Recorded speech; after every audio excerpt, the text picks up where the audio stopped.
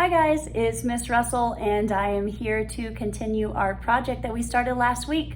Last week we worked on the background.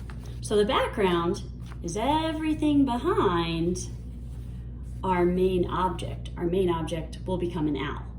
But right now, you guys probably have a lot of patterns and then you painted them in. I'm going to show you how to make the owl.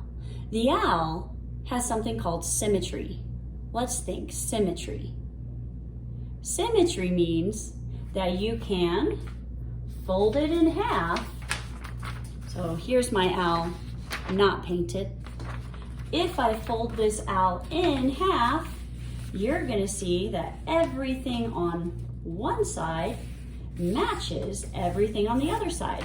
So you have half your owl here and half the owl there, but they are the same on each side. People have symmetry. So if we take a line right down the center, we have an eye. Half a mouth, hand, foot. Sure, you might have a freckle on this cheek that you don't have on the other cheek, but that's a little different. But for the most part, people have symmetry. Not everything has symmetry. You have to look close. Some shapes have symmetry. So, for example, if I draw a square has symmetry, but it has multiple ways that it has symmetry, meaning I can fold it in half and have two of the exact same thing. I'm gonna change colors. I could draw a line horizontally and then have two of the same. I could draw a line vertically. I could even draw diagonal lines. So squares, they have 4 lines of symmetry. People only have 1 line of symmetry, kind of like the owl. You can only fold this owl one way and still have 2 of the exact same. If I were to try and fold it horizontally, well, I've got a head there, but the body there. So that's not the same. That's not a line of symmetry. It has 1 line of symmetry right down the center here. Circles are pretty cool. Because if I have my dot directly in the center of my circle and is a perfect circle, anywhere I draw a line that goes through my dot would be a line of symmetry. Anywhere I did it, my circle would be symmetry.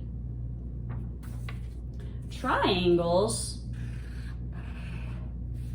well, you have to make sure you have the right kind of triangle, first of all.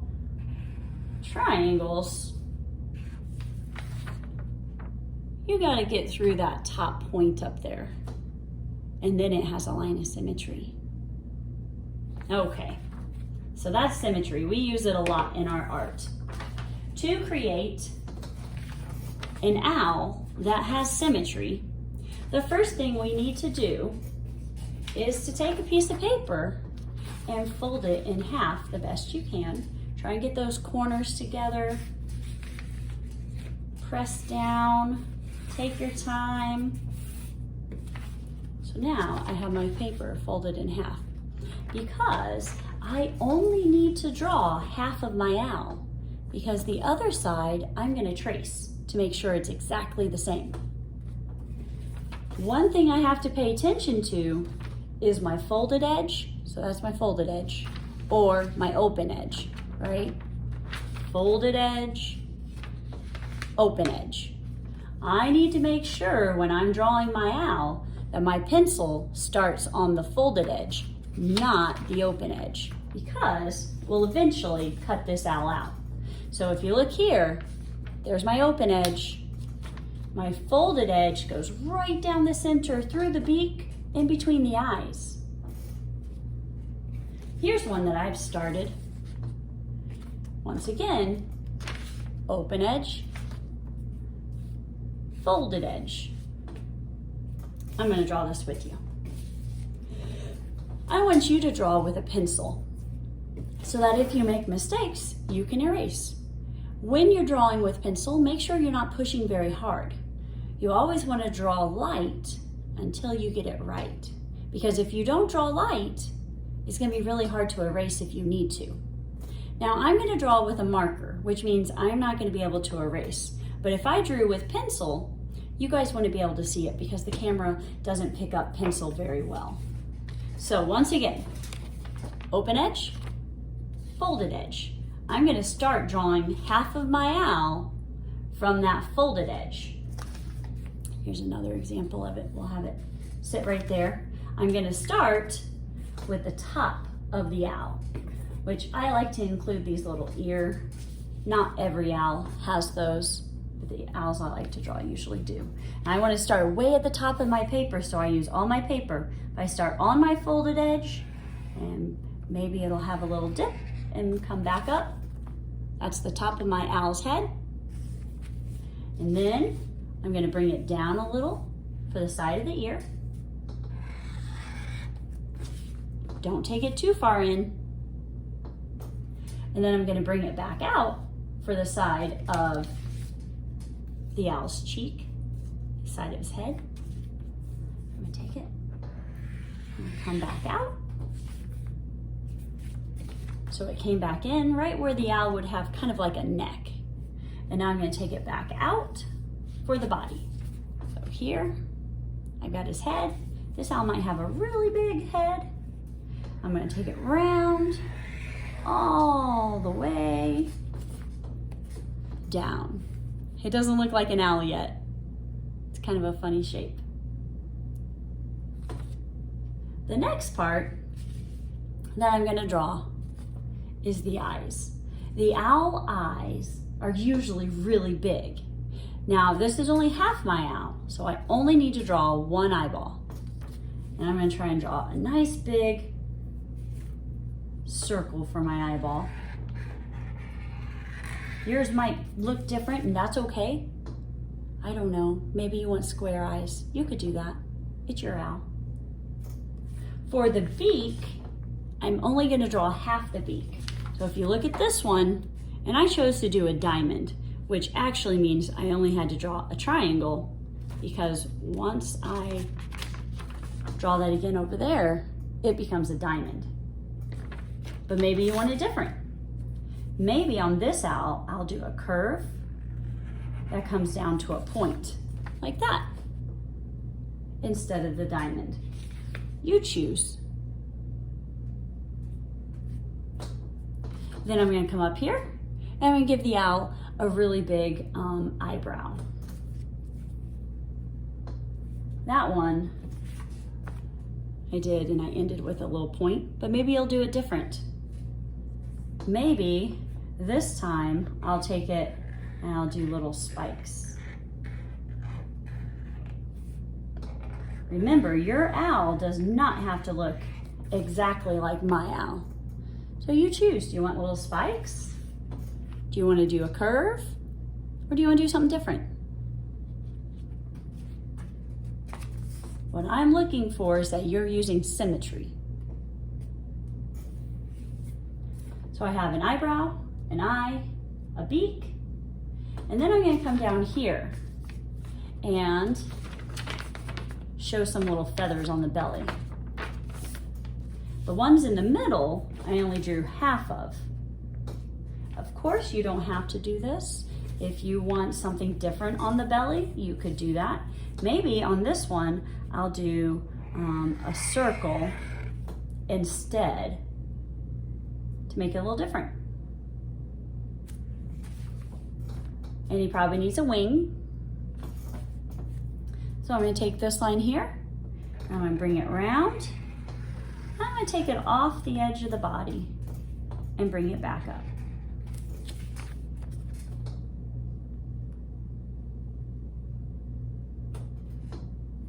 Now at this point, I can trace the other side of my owl simply by flipping it over. And if you look close, no, my camera doesn't show it, but if I put it down, I can see through the paper enough to see my owl. If that doesn't work, something I like to do, I'm going to try and move my camera and hopefully not shake it too much, because sometimes that makes people a little nauseous. I'm going to walk you over to my window and show you a little trick. If I take this camera, I'm sorry, I mean this paper, and I put it up to a window, my camera still doesn't pick it up, but I can see my owl. And now I can trace from the other side. I'm trying to do this one-handed while I hold the camera. It's not very easy to do, but I can trace from the other side, and that way I'm going to get the exact same owl that was over here, but over there. Oh, do you guys see my pottery wheels? I love doing pottery. Okay, let's come out here. Since I already have this done on another one, I'm gonna move on to that piece of paper. I'm gonna try and set this back up.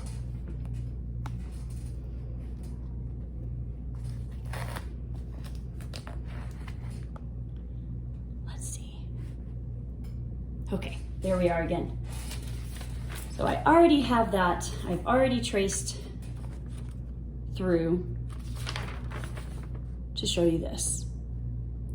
Now it's time to make this owl more interesting. And you kind of have to decide what you do. Use a crayon, because we are going to paint on these. But if you want to draw with pencil first, I always encourage that, and then trace over with crayon.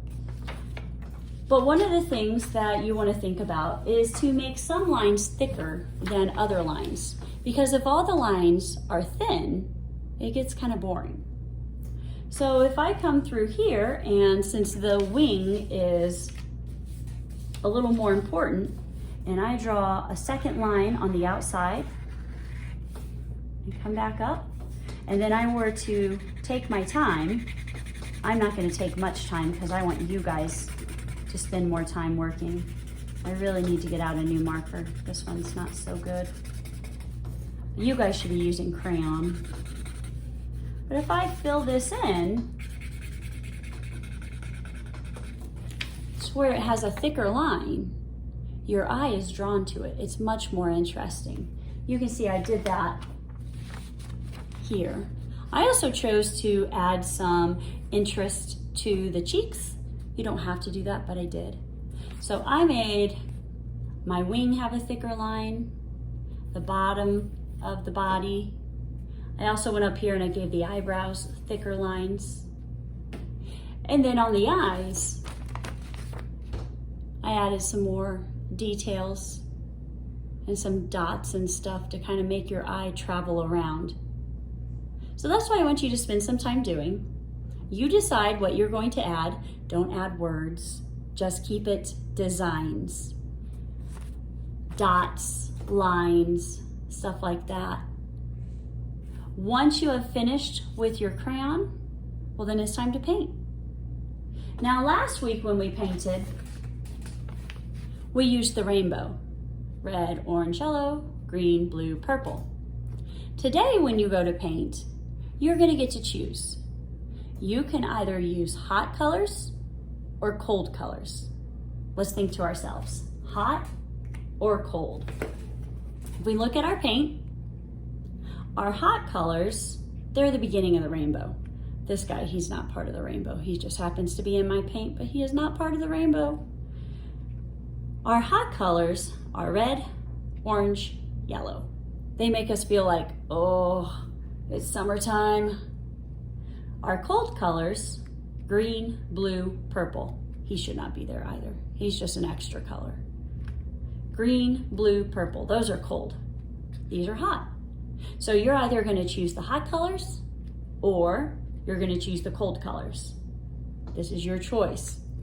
And paint your owl in. Once your owl dries, give it time. Don't cut it when it's still wet. But once your owl is dry, you may cut it out, and glue it on top of the rainbow from last week.